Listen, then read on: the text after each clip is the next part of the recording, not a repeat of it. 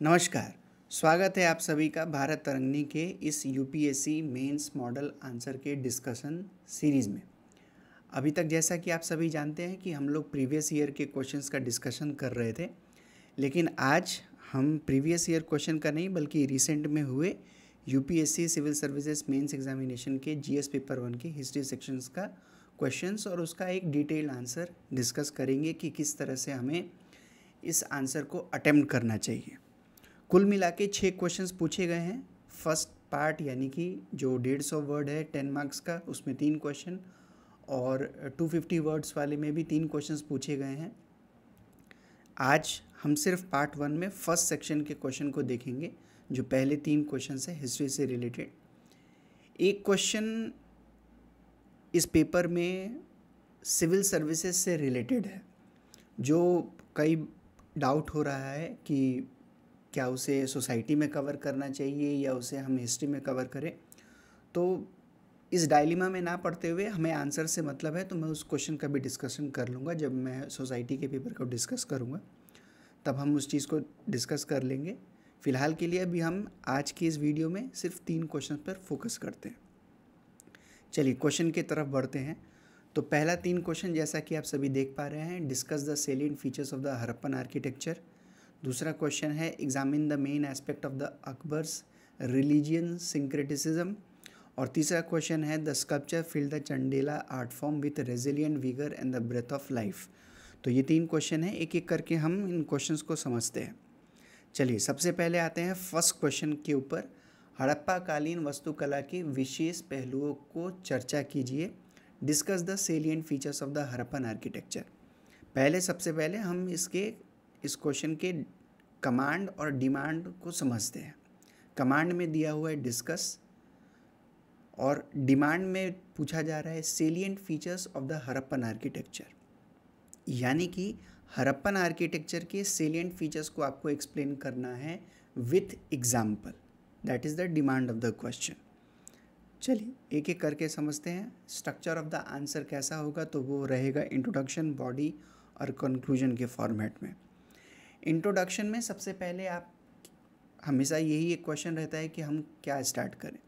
देखिए यहाँ पे क्या है कि क्वेश्चन में आपसे पूछा गया है कि आप सेलिएंट फीचर्स बताइए हड़प्पन आर्किटेक्चर के बारे में। तो आप सीधा हड़प्पा के बारे में मत लिखिए, क्योंकि मेन जो डिमांड है वो है salient features of Harappan architecture, यानी कि आर्किटेक्चर के ऊपर फोकस किया जा रहा है। तो आर्किटेक्चर से आप स्टार्ट कीजिए और आप ये बात बताइए कि किसी भी पीरियड के आर्ट एंड आर्किटेक्चर से हम क्या समझते हैं, उससे हमें क्या समझने को मिलता है, उससे क्या रिफ्लेक्ट करता है।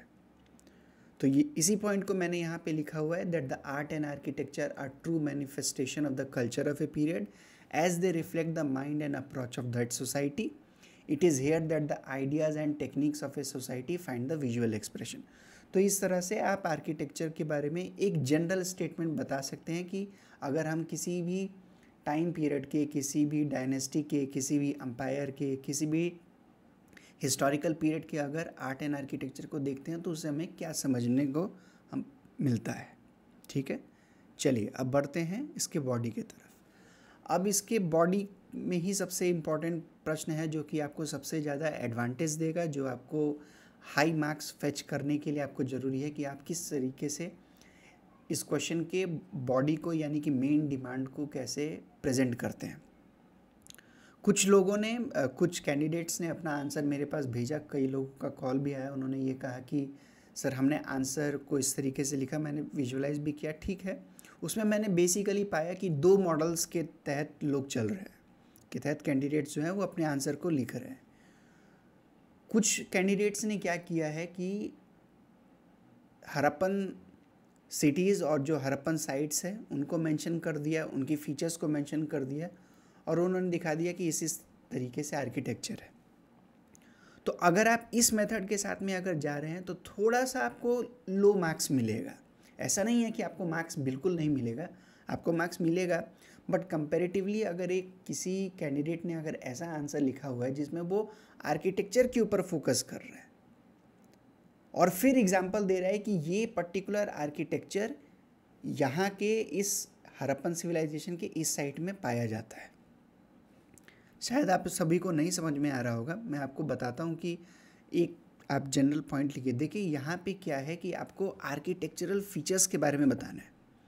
सपोज़ करिए कि आपने मोहनजोदारो के बारे में बताया, तो आप सिर्फ अगर इतना ये बता देंगे कि मोहनजोदारो में ग्रेट बाथ था, ग्रेट ग्रेनरी था, वहाँ के सिटी प्लानिंग के बारे में आपने बता दिया, किस तरीके से लेआउट था। नहीं, जब आप आर्किटेक्चर के बारे में बात कर रहे हैं तो आपको आर्किटेक्चर की फीचर को लिखना है कि अगर मान लीजिए कि अगर ग्रेट बाथ अगर बनाया गया तो ग्रेट बाथ बनाने में किन किन चीज़ों का इस्तेमाल किया गया, क्या टेक्निक लगा के उस ग्रेट बाथ को बनाया गया। तो आपको उन आर्किटेक्चर के फीचर्स और टेक्निक्स के बारे में मेंशन करना है। ये बात हमेशा इस बात को इस क्वेश्चन का जो सबसे मेन डिमांड है वो यही डिमांड करता है। आप सिर्फ अगर ठीक है आपका मार्क्स ऐसा नहीं है कि आपको मिलेगा नहीं, बट एक एज आपको नहीं मिल पाएगा आप सिर्फ अगर सिटीज़ के अगर या साइट्स के सिर्फ फीचर्स को अगर लिख देते हैं। तो इससे अगर आप उसमें ज़्यादा फोकस करते हैं तो आपने आंसर का जो रिक्वायरमेंट है उससे थोड़ा सा हटकर इस तरफ फोकस कर दिया है कि आप फीचर्स के बारे में बताने लगे हैं, आप अर्बनाइजेशन की फीचर्स को डील कर रहे हैं, आप आर्किटेक्चर के फीचर्स को डील नहीं कर रहे हैं। तो इसका जो सटीक आंसर जो मुझे जो लगता है, जो कि एकदम आपको हाई मार्क्स फेच करवाएगा, वो ये रहेगा, आप आर्किटेक्चर के ऊपर फोकस कीजिए। जैसे यहाँ पे ब्रिक्स, स्टोन, वुड और चारकोल मैंने मेंशन किया हुआ है। किस किस प्रकार के ब्रिक्स थे, तो मड ब्रिक्स का इस्तेमाल किया जाता था, बर्न्ट ब्रिक होते थे, वेज ब्रिक होते थे, टी शेप के ब्रिक होते थे। फिर आप इनके फीचर के बारे में बताइए कि अर्ली हड़प्पन में इनका क्या रेशियो होता था, मैच्योर हड़प्पन में क्या रेशियो था, इनका यूनिफॉर्मिटी था या नहीं था, और ये कहाँ कहाँ पे हमें देखने को मिलते हैं। तो इस तरह से आप इनके फीचर्स को लिस्ट डाउन कर सकते हैं। स्टोन्स के हमें कहाँ कहाँ पे एविडेंसेस देखने को मिलते हैं, क्योंकि आर्किटेक्चर में क्या होता है, आर्किटेक्चर में आप मटेरियल का इस्तेमाल करते हैं। सोचिए कि आप अभी अगर आपने ज़मीन लिया और आप एक घर बनवा रहे हैं, उसका नक्शा बनवा रहे हैं, तो आप क्या करते हैं, आप किसी आर्किटेक्ट के पास में जाते हैं। तो आर्किटेक्ट के पास में आप जाएंगे तो बोले कितना डायमेंशन है, कितना घर का लेआउट है, कितने आपको रूम चाहिए। तो रूम जब एक बार ये आपका डिसाइड हो गया तो फिर आप मटेरियल्स के ऊपर जाते हैं। सीमेंट लगेगा, बदरपुर लगेगा, रोड़ी लगेगा, क्या कितना स्टील चाहिए, क्या क्या आपको मटेरियल्स चाहिए, आप ग्रेनाइट लगवाना चाहते हैं, आप टाइल्स लगवाना चाहते हैं, आप सीमेंट का फ्लोर बनवाना चाहते हैं।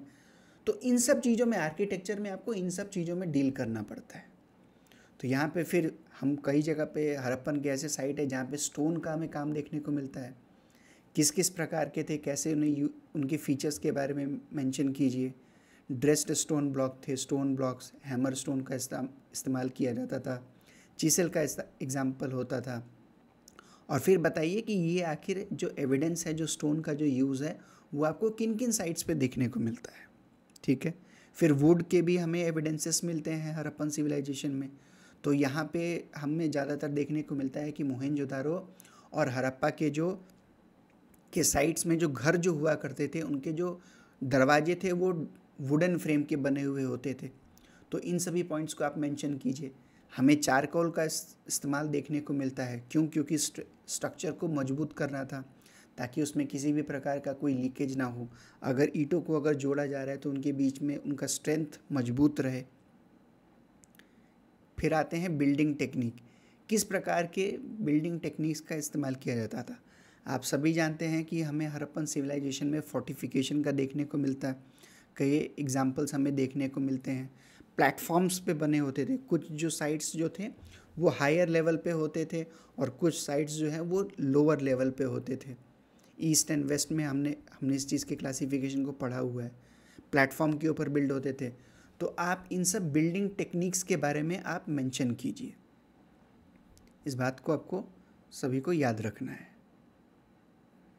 फिर उसके साथ साथ में आप ऑलवेज, और जैसा कि क्वेश्चन का जो डिमांड था और जो कमांड था कि डिस्कस करना है, तो जब भी आप जिस भी फैक्टर को आप लिख रहे हैं तो आप हमेशा ये मेंशन कीजिए कि उसके क्या एग्जाम्पल्स थे। जो भी आप फैक्टर लिखें उसके एग्जाम्पल्स को ज़रूर मेंशन करते हुए चलिए। फिर स्टेयर केसेस का इस्तेमाल किया जाता था। हम पाते हैं कि कई मल्टी स्टोरी बिल्डिंग होते थे हड़प्पन सिविलाइजेशन में। इसके बाद वाटर टाइट बैकिंग टेक्निक, यानी कि किस तरीके से ड्रेनेज सिस्टम को लेआउट किया जाता था, ये हमने पढ़ा हुआ है, ये कोई नया बात नहीं है। जो स्ट्रीट में जो घर के साथ और स्ट्रीट के साथ जो ड्रेनेज सिस्टम था उसे कनेक्ट करने के लिए किस तरीके से कनेक्ट किया जाता था, जो ग्रेट स्ट्रक्चर्स जो बनाए गए थे उसमें किस तरीके से पानी का इन और आउटलेट कैसे होता था, प्लास्टर का इस्तेमाल फिर से आपको बताना है किस किस साइड्स पे आपको ये देखने को मिलता है, मोटर का इस्तेमाल, सीमेंट का इस्तेमाल, इन सब चीज़ों के बारे में, इन सब फीचर्स को आपको मेंशन करते हुए जाना है। अब इसके बाद जो था एक ब्रिक बॉन्ड टेक्निक, यानी कि आप जब भी हम घर को बनाते हैं, जब भी हम दीवार को जब हम खड़ा करते हैं तो उसमें मजबूती रखने के कई सारे टेक्निक्स होते हैं कि आप जो एक ईंटा होता है, एक ईंटे का एक हेडर सरफेस होता है, एक जॉइंट करने वाला सरफेस होता है, तो आप उसको किस पोजीशन में, उसको अल्टरनेट एक को हमने वर्टिकल ब्रेथ के पोजीशन में रखा, एक को हमने हाइट के पोजीशन में रखा। तो जब हम इस तरीके से दीवार को जब हम लगाते हैं और दीवार को खड़ा करते हैं तो इससे दीवार मजबूत होता है। तो कई सारे हमें टेक्निक्स देखने को मिलते हैं हड़प्पा के सिविलाइजेशन में, जैसे इंग्लिश बॉन्ड का इस्तेमाल होता है, फिर उसके साथ में Flemish bond, stretch bond, heading bond, American bond, stack bond. तो ये सारे के सारे फीचर्स जो हैं हमें उस टाइम पे हड़प्पन सिविलाइजेशन में देखने को मिलते हैं, और इवन आज के प्रेजेंट टाइम में भी इन सारे टेक्निक्स का हमें इस्तेमाल देखने को मिलता है कि किस तरीके से जब हम दीवार को खड़ा करते हैं तो हमें ईंटों को किस तरीके से सजाना है। तो इन सभी फीचर्स को आपको मेंशन करना है। फिर आर्किटेक्चरल टूल के बारे में बताइए, तो हमें यहाँ पे ज्योमेट्रिकल इंस्ट्रूमेंट देखने को मिलता है, मेजरमेंट करने के लिए रोप का इस्तेमाल है, मेजरमेंट करने के लिए हमें स्केल्स देखने को मिलते हैं जो कि लोथल में, सुरकोतादा में और कालीबंगन जैसे जगहों पे हमें इनके एविडेंसेस मिलते हैं कि उसमें डिमार्केशन था, वेट के लिए किस तरीके से डिमार्केशन किया जाता था। तो यहाँ पे ध्यान ये रखना है, प्लम बॉब का इस्तेमाल किया जाता है, यानी कि ये बेसिकली अगर आप दिल्ली की भाषा में कहिए तो इसे सॉल सूत कहते हैं कि दीवार आपका पूरा का पूरा स्ट्रेट है या नहीं है, ये मेजर करते हुए जाते हैं। जब वो नीचे से दीवार को खड़ा कर रहे हैं तो 2-3 ईंटे का उन्होंने एक लाइन लगाया, फिर उसके बाद में उसको मेजर करते हैं कि हाँ वो सीधे है। बेसिकली एक लट्टू जैसा एक ऐसा डिवाइस होता है, इसको लगाया जाता है, कंपास, ताकि आप एंगल सही बना पा रहे हैं या नहीं बना पा रहे हैं। इन सब चीज़ों का इस्तेमाल हमें देखने को मिलता है। और फिर आप लास्ट में कंक्लूजन के बारे में आ सकते हैं कि किस तरीके से हड़प्पन आर्किटेक्चर उस टाइम के अर्बन विजन, उनके टेक्निकल स्किल और उनके कलेक्टिव प्लानिंग को रिफ्लेक्ट करता है, और साथ ही साथ आने वाले इंडिया के जो सब्सिक्वेंट पीरियड्स थे उनके लिए वो एक एग्जाम्पल के तौर पे रह जाता है। मैं फिर से एम्फसाइज़ करता हूँ, अगर आप अपने आंसर में सिर्फ और सिर्फ सिटीज़ और साइट्स के अगर फीचर्स को अगर मेंशन कर रहे हैं तो वो एक आधा अधूरा आंसर होगा। अगर आपको एक फुल फ्लेजेड आंसर चाहिए, अगर एक हाई एंडिंग और हाई मार्क्स बियरिंग वाला क्वेश्चन आंसर अगर आप चाहते हैं तो आपको ये मेंशन करना होगा आर्किटेक्चरल फीचर्स, किन किन मटेरियल्स का इस्तेमाल किया गया, किन किन टेक्निक्स का इस्तेमाल किया गया, क्या क्या मेथड्स थे, आपको इन सभी चीज़ों को बताना है। ठीक है, चलिए अब बढ़ते हैं दूसरे क्वेश्चन की तरफ। अकबर के धार्मिक संबंधता के प्रमुख पहलुओं का परीक्षण कीजिए। Examine the main aspect of Akbar's religious syncretism. ठीक है, अब अकबर के इस बेसिकली प्रेजेंट टाइम में आप लोगों ने सबने सुना भी होगा कि एनसीईआरटी में मुग़ल हिस्ट्री को इवन हटा भी दिया गया है। तो एक तरीके से यूपीएससी का ये एक अच्छा एफर्ट है कि वो इस चीज़ को, ब्यूरोक्रेसी का एक अच्छा एफर्ट है कि वो इस चीज़ के रेलेवेंस को रख रहे हैं। इतने हज़ारों साल के पीरियड की हिस्ट्री को अगर हम हटा देंगे तो फिर ये इंडियन सिविलाइजेशन के लिए लॉस है। इसे किसी पॉलिटिक्स या किसी पॉलिटिकल पार्टी के एजेंडा के तौर पे देखना ये अपने आप में ठीक नहीं है। अब हुआ ये है कि प्रेजेंट टाइम में सेकुलरिज्म जैसे चीज़ों को कई बार जो हमारे इंडियन कॉन्स्टिट्यूशन का एक बेसिक फीचर है उसे कई बार उसके ऊपर क्वेश्चंस उठ रहे हैं, सेकुलर होना चाहिए या नहीं होना चाहिए। तो शायद उन्हीं सब चीज़ों से प्रभावित होकर और ख़ास करके जो मिडीवल हिस्ट्री में जिस तरीके से कई रूलर्स को जिस उनका प्रोजेक्शन किया जाता है, तो इन सब चीज़ों को ध्यान में रख के यूपीएससी ने एक क्वेश्चन बताया है और उसमें एक अच्छा क्वेश्चन है ये अकबर के ऊपर रिलेटेड, उनके रिलीजियस पॉलिसी को लेकर। तो चलिए इसे एक एक करके समझते हैं कि किस तरीके से इसे हमें अटेम्प्ट करना है। तो अगर बात करें हम इसके इंट्रोडक्शन के बारे में, तो उसमें जब आपने अकबर के इस रिलीजियस पॉलिसी को अगर पढ़ा होगा तो आपने देखा होगा कि शुरुआत में उसके कई सारे फेजेस थे। ऐसा नहीं होता है कि अकबर शुरुआत से आते ही उसने एक अकोमोडेटिव प्रिंसिपल को अपना लिया था। जब मैं पढ़ाता हूँ तो मैं इस बात को ये समझाता हूँ कि कोई भी अंपायर या कोई भी पॉलिटिकल, चाहे किसी भी जगह पे हो, चाहे इंडियन सब कॉन्टिनेंट में हो, चाहे किसी भी जगह पे हो, वेस्ट में हो, ईस्ट में हो, कई सारे फेजेस होते हैं अंपायर के इस्टेब्लिशमेंट और उसके डिक्लाइन में। तो जब एक्सपेंशन का फेज़ होता है, यानी कि जो अर्लीस्ट फेज़ होता है, इसमें हमें सबसे ज़्यादा देखने को मिलता है कि हम एग्रेसिव मिलिट्री पॉलिसीज़ का इस्तेमाल करते हैं। क्यों? क्योंकि हमें चीज़ों को एक्सपेंड करना है, हमें नए से नए एरिया को कन्क्वेयर करना है, और जब हमें कन्क्वेयर करना है तो हमें मिलिट्री स्ट्रेंथ का ज़्यादा रिक्वायरमेंट होता है। लेकिन जब एक बार हमने चीज़ों को कन्क्वेयर कर लिया है तो उसके बाद में हमें एक कंसोलिडेशन चाहिए, और consolidation without the support of the masses ये पॉसिबल नहीं होता है। अब मुग़ल रूलर्स ये दूसरे कंट्री से, ये दूसरे जगह से आए हुए फॉरेन इन्वेडर्स के तौर पे ये आते हैं, और फिर आके यहाँ पे ये एक नॉर्थ इंडिया में अपना एक पॉलिटिकल रूल इस्टेब्लिश करते हैं, जिससे कि लगभग पूरे नॉर्थ इंडिया का एक अपना एक डायनामिक्स जो है वो चेंज हो जाता है। तो ऐसे सिचुएशन में अकबर ने अपने रूल को कंसोलिडेट करने के लिए कई सारे मेथड्स को इम्प्लीमेंट किया, और यही है बेसिकली अकबर के रिलीजियस सिंक्रेटिसिज्म का। तो इसमें हमें ये इन्फॉर्मेशन देना है कि क्या ये उसका अपना एक इंटेलेक्चुअल, जैसा कि उस समय के इतिहासकारों ने, और ख़ास करके अकबर के जो ऑफिशियल हिस्टोरियन थे अबुल फजल, उसने जिस तरीके से दिखाया कि उनके हृदय में परिवर्तन हुआ, उन्हें फरेज़ादी द लाइट उन्हें एक मिला, और उस कारण से उन्होंने एक प्रकार से जैसे एबॉलिशन ऑफ जिजिया किया, हिंदू लोगों के साथ में अपना रिलेशन स्थापित किया। हमें इसी चीज़ों को यहाँ पे एनालाइज करके दिखाना है कि क्या क्या उन्होंने किया, क्या क्या उस टाइम के मिडीवल हिस्टोरियंस ने बताया कि ये क्यों किया गया था, और फिर उसके बाद में इवैल्यूएशन कि क्या वो सही में उनके दिल के आइडिया का रिफ्लेक्शन है या फिर किसी प्रकार के पॉलिटिकल नेसेसिटी का। इसी चीज़ को हमें समझाना है। अगर कमांड ऑफ द क्वेश्चन को देखें तो एग्जामिन है, यानी कि आप जो भी फैक्टर मेंशन करेंगे पहले आप फीचर्स को लिखिए, और फीचर्स को लिखने के बाद में उसको एग्जामिन कीजिए कि जो सरफेस लेवल पे दिख रहा है क्या वही है या फिर कुछ और है। ठीक है, चलिए। तो इसे कई इतिहासकारों ने इसे कई फेजेस में बांटा है।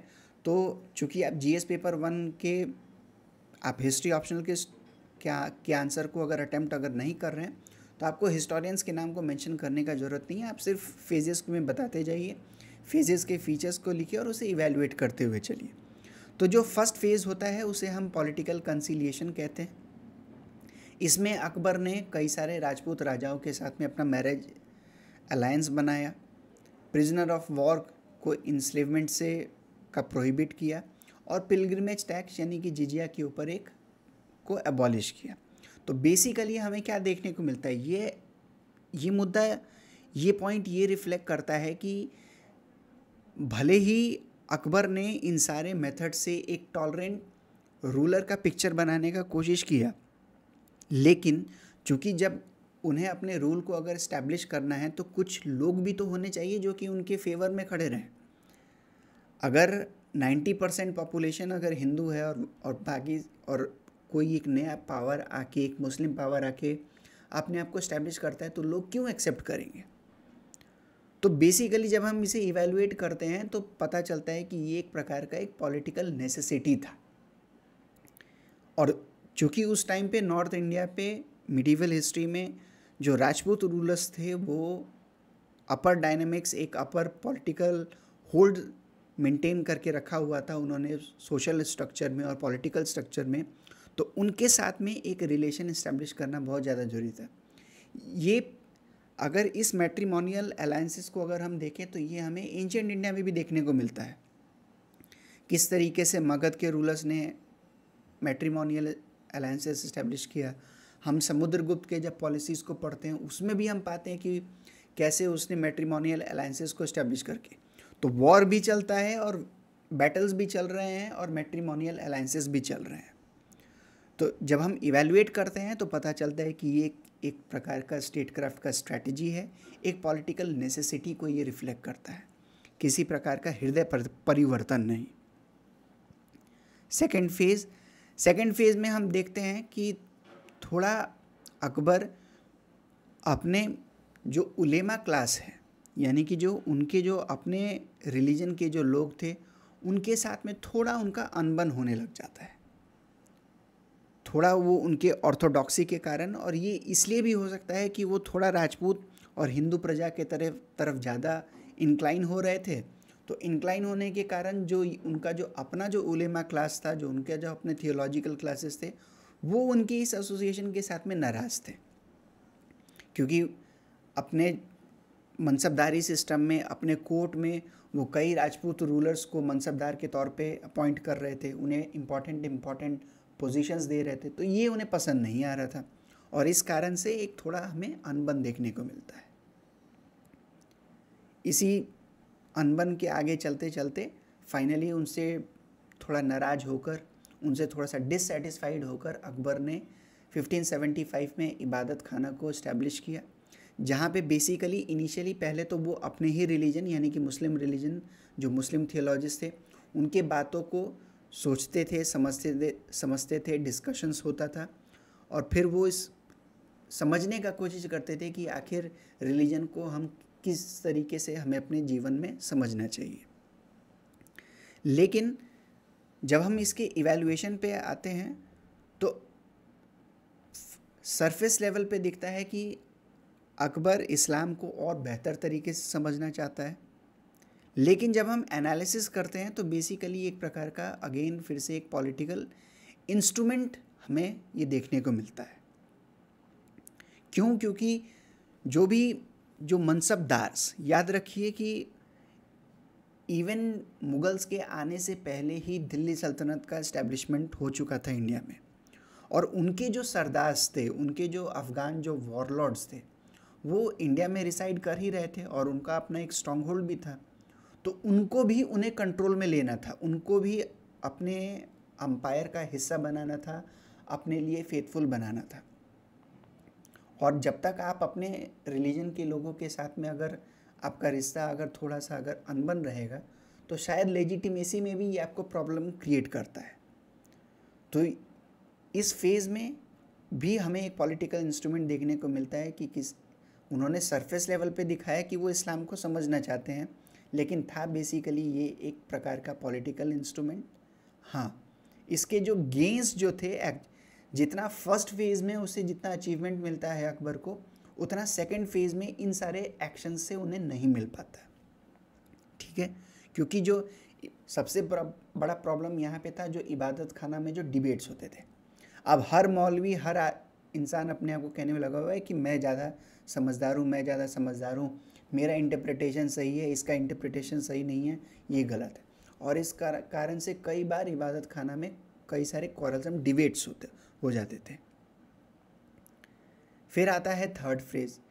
इस थर्ड फेज़ में उन्होंने क्या किया कि उन्होंने इबादत खाना को सभी के लिए, सभी रिलीजन्स के लिए ओपन कर दिया, सूफ़ी के लिए, शिया के लिए, ब्राह्मण के लिए, जैन, क्रिश्चियन, सब के लिए। और फिर एक इस थर्ड फेज़ का एक इम्पॉर्टेंट फीचर है इशुएंस ऑफ मज़हर। मज़हर क्या था? अकबर ने अपने आप को खलीफा ऑफ द एज डिक्लेयर किया, अपने आप को उलेमा से एक ऊंचा स्थान दिया। यानी कि बेसिकली यहाँ पे इस मज़हर का मतलब क्या था कि जो भी इस्लामिक लॉ का एक इंटरप्रिटेशन होता है, क्योंकि जस्टिस का जो सिस्टम जो होता है वो बेसिकली लॉज इस्लामिक रिलीजन के ऊपर बेस था, और जो हिंदू पॉपुलेशन था उनका भी अपना जो न्याय संहिता और जो नीति शास्त्र थे, जो अपने जो लॉज थे, उनके बेसिस पे होता था।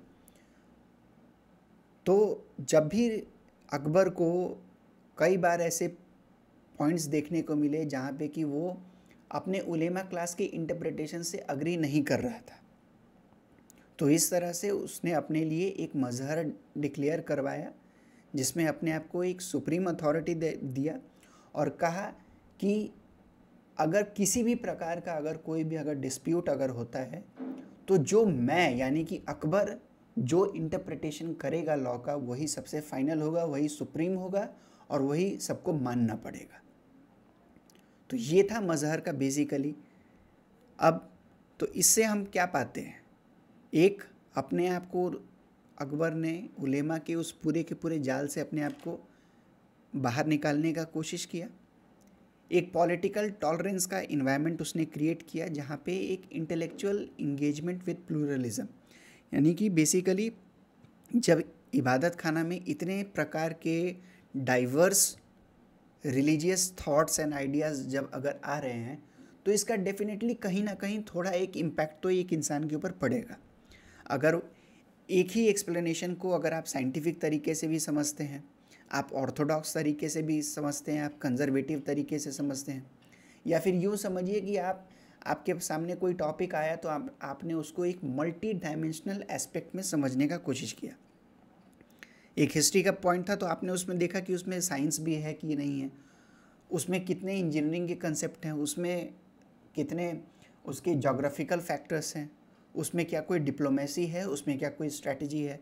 तो एक मल्टी डायमेंशन तरीके से जब आप किसी चीज़ को समझेंगे तो वो आपका एक ब्रॉडर इम्पैक्ट, आपको एक चीज़ों को ज़्यादा समझने का इम्पैक्ट करेगा और हर इंसान के इंटेलेक्चुअलिज्म पे इम्पैक्ट करता है।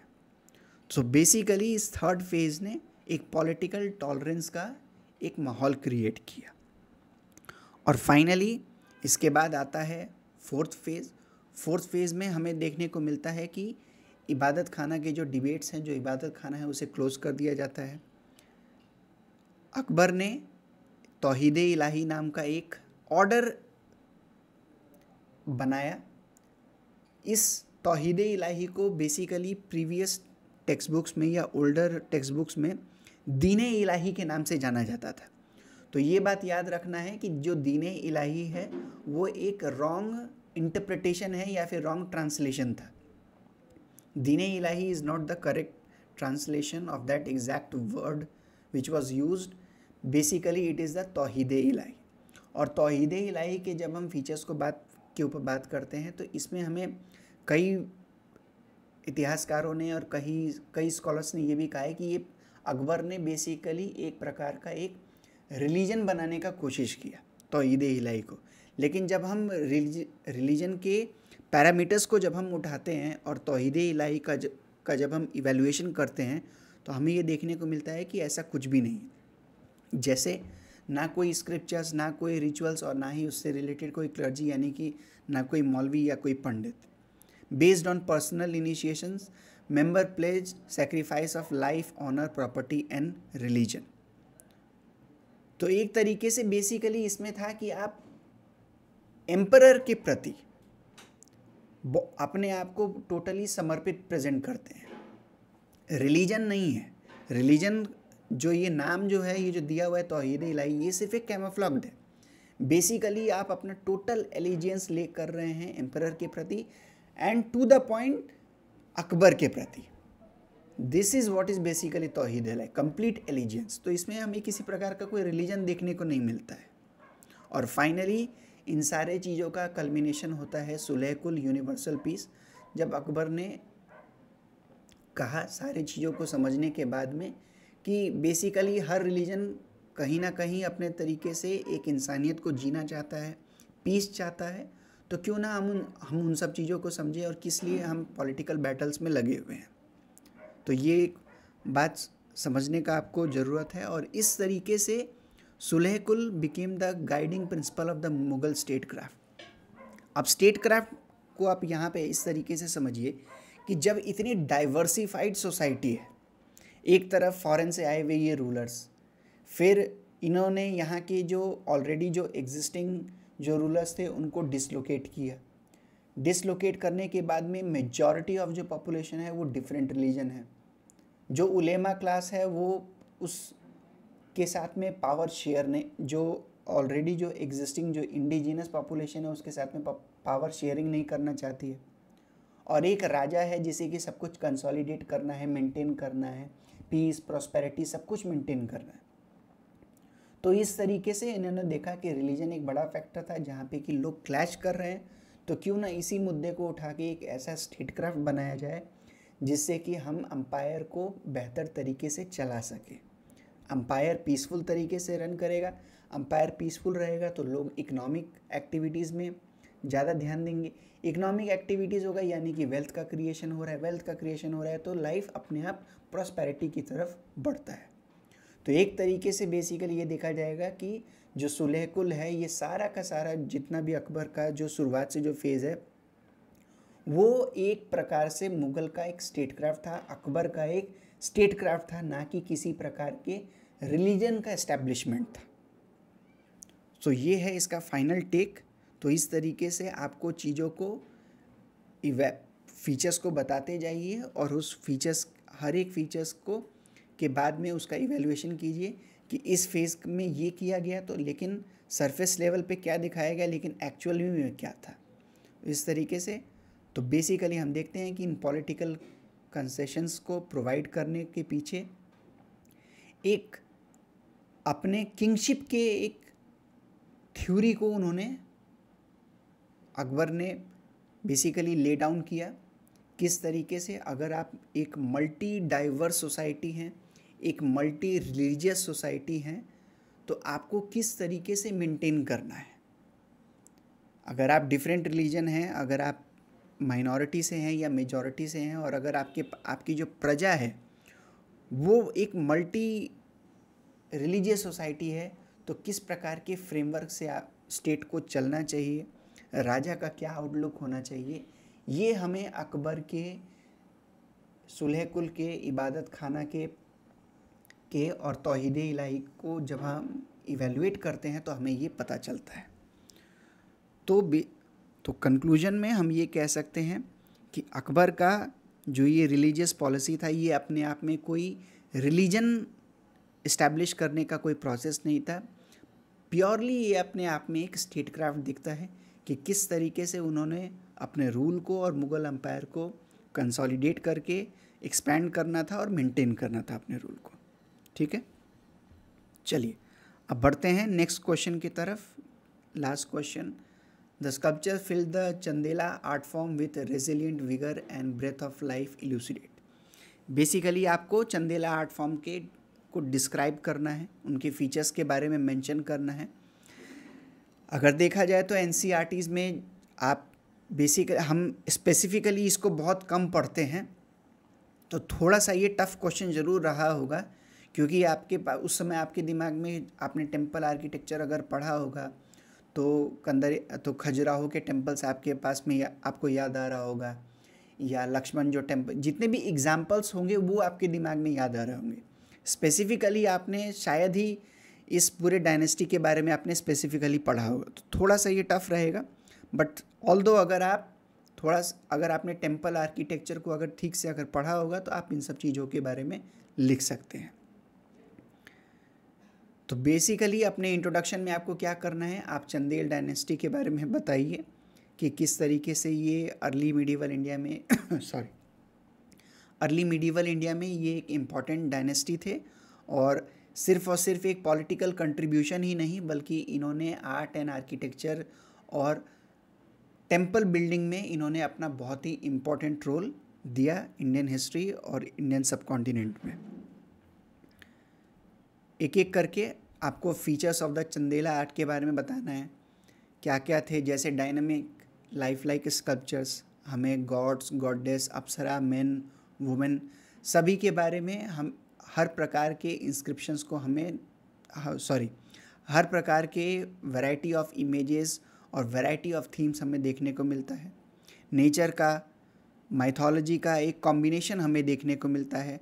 There is a blend of aristocracy and common life, यानी कि सिर्फ उन चीज़ों को इनके आर्ट में पोर्ट्रे नहीं किया गया जो सिर्फ और सिर्फ एरिस्टोक्रेसी को रिफ्लेक्ट करता है, बल्कि एक आम आदमी के ज़िंदगी में भी जो जीने वाले जो चीज़ें होती हैं उन सब चीज़ों को भी रिफ्लेक्ट किया गया। तो ये सारे पॉइंट्स हैं जो कि आपको सभी को मेंशन करना है। हाँ, जब भी आप आर्किटेक्चर के बारे में मेंशन करें तो वहाँ के ज्योग्राफी और वहाँ के मटेरियल के बारे में ज़रूर करें, क्योंकि कहीं ना कहीं वहाँ के ज्योग्राफी और वहाँ के मटेरियल्स का रिफ्लेक्शन होता है वहाँ के आर्ट एंड आर्किटेक्चर में। जैसे ये जो चंदेला आर्ट का अगर हम डायनेस्टी के रीजन को देखें तो काफ़ी यहाँ पे माउंटेन्स थे, तो इन्होंने जो भी अपने टेम्पल्स बनाए, जैसे अगर आप खजुराहो में कभी जाएं, कंदरिया महादेव में जाएं, 64 योगिनी में जाएं, तो काफ़ी ऊंचे ऊंचे लेवल पे, हाइटेड लेवल पे इन्होंने अपने टेम्पल्स को बनाए हैं। तो ये इन्फ्लुएंस थे जो विंध्यास के जो माउंटेन्स थे, उस तरीके से इन सब चीज़ों से इन्फ्लुएंस थे। वहाँ पे कई सारे घने जंगल होते थे, और घने जंगल में डाइवर्सिटी ऑफ एनिमल्स हमें देखने को मिलता है। तो उन डाइवर्सिटी को इन्होंने अपने आर्ट और आर्किटेक्चर में रिफ्लेक्ट किया। जैसे फॉर एग्जांपल हमें नंदी के इमेज को देखने को मिलता है, वराह के इमेज को देखने को मिलता है, एनिमल्स का डिपिक्शन है, हंटिंग सीन का डिपिक्शन है, ह्यूमन और सोशल लाइफ का हमें डिपिक्शंस देखने को मिलता है। तो इन सभी पॉइंट्स को आपको फीचर्स को मेंशन करते हुए चलना है, ठीक है। इसके बाद किस तरीके से इनके सोशियो रिलीजियस डायमेंशन को भी किस तरीके से ये आर्ट, चंदेला आर्ट रिफ्लेक्ट करता है, इन सभी पॉइंट्स को आपको मेंशन करते हुए जाना है। बेसिकली इसमें इस क्वेश्चन में है जो है वो आपको फैक्चुअल ज़्यादा पॉइंट्स लिखने पड़ेंगे। इसमें कोई जो क्वेश्चन का जो अगर आप कमांड को ही अगर देखें तो उसमें सिर्फ लिखा हुआ है इलूसिडेट, तो उसमें आपको कुछ इवैल्यूएशन करने का ज़रूरत नहीं है। और ऐसे भी आर्ट एंड आर्किटेक्चर के जो क्वेश्चन जो होते हैं उसमें आप इवैल्यूएट करने का मतलब ये पॉइंट इतना ज़्यादा होता नहीं है। ऐसा नहीं है कि होता नहीं है, होता है, पर इन सब चीज़ों में ज़्यादातर ये नहीं पूछा जाता है, हम सिर्फ फीचर्स के बारे में पूछते हैं। और यूपीएससी के इस क्वेश्चन में हमेशा उन्होंने कभी कभार हमेशा वो एक क्वेश्चन ऐसा पूछते ही हैं। जैसे पिछली कई बार उन्होंने चोलास के बारे में पूछा हुआ है, पल्लवास के बारे में उन्होंने पूछा हुआ है। तो ये सारे पॉइंट्स हैं, कहीं ना कहीं वो इस आर्किटेक्चर को उठाते हैं। आपको हमेशा तैयार करके रखना है इनके फीचर्स के बारे में। तो इन सभी पॉइंट्स को आपको मेंशन करना है अभी अपने आंसर में, नोट डाउन करते हुए चलिए। सिग्निफिकेंस भी यहाँ पे मैंने बता दिया है। अगर इन सारे चीज़ों को अगर आपने अपने आंसर में अगर मेंशन किया है, एक बेहतर तरीके से प्रेजेंटेशन अगर किया हुआ है, खास करके याद रखिए कि आपको जो क्वेश्चन का जो डिमांड था, बेसिकली जो इन्होंने अपने क्वेश्चन में जो लिखा था कि that the Chandela art form with resilient vigour and breath of life, तो इसमें बेसिकली आपको ये ज़रूर मेंशन करना है कि इनका जो आर्किटेक्चर था वो लिमिटेड इन नेचर नहीं था, वो काफ़ी प्लूरल, काफ़ी मल्टी डायमेंशियस थीम्स के ऊपर बेस्ड था। सिर्फ ह्यूमन लाइफ को ही शो नहीं करना, बल्कि एनिमल लाइफ को भी रिप्रेजेंट करना, सिर्फ एरिस्टोक्रेसी को रिप्रेजेंट नहीं करना, बल्कि इवन कॉमन मासेस को भी रिफ्लेक्ट करना, और इवन सिर्फ और सिर्फ इम्पॉर्टेंट रिलीजियस थीम्स को ही सिर्फ ना डिस्प्ले करना, बल्कि इंडिविजुअल्स के ह्यूमन डिज़ायर्स को भी रिफ्लेक्ट करना। तो याद कीजिए, जो खजुराहो के जो इरोटिक स्कल्पचर्स हैं, जो इरोटिक इमेजेस हैं, वो भी इसके एग्जाम्पल हैं। तो यहाँ पे आप किस तरीके से वो एक डायनामिज्म, किस तरीके से डेवलपमेंट ऑफ अर्बेनिक कल्चर और एक मटेरियल प्रॉस्पेरस कल्चर को भी रिफ्लेक्ट करता है चंदेला आर्ट फॉर्म, ये आप अपने आंसर में मेंशन कीजिए। खजुराहो के टेम्पल्स के बारे में, 64 योगिनी टेम्पल्स के बारे में, लक्ष्मण टेम्पल के बारे में, इन सबको अपने आंसर्स में मेंशन कीजिए कि कैसे कैसे इन सभी टेम्पल्स में हमें ये सारे डाइवर्सिटीज़ देखने को मिलते हैं। इसी से जस्टिफाइड होगा आपके कमांड ऑफ द क्वेश्चन का, विगरनेस ऑफ द लाइफ और ब्रेथनेस ऑफ द लाइफ का। तो ये सब आपके लिए एक मॉडल आंसर के तौर पे था। आप चाहें तो इसे डिफरेंट शैली में भी लिख सकते हैं, पॉइंट वाइज तरीके से भी लिख सकते हैं, जैसे भी आप चाहें इसे लिख सकते हैं, ठीक है। तो आज के वीडियो को हम यहीं पे एंड करते हैं। 3 क्वेश्चंस को हमने डिस्कस कर लिया है।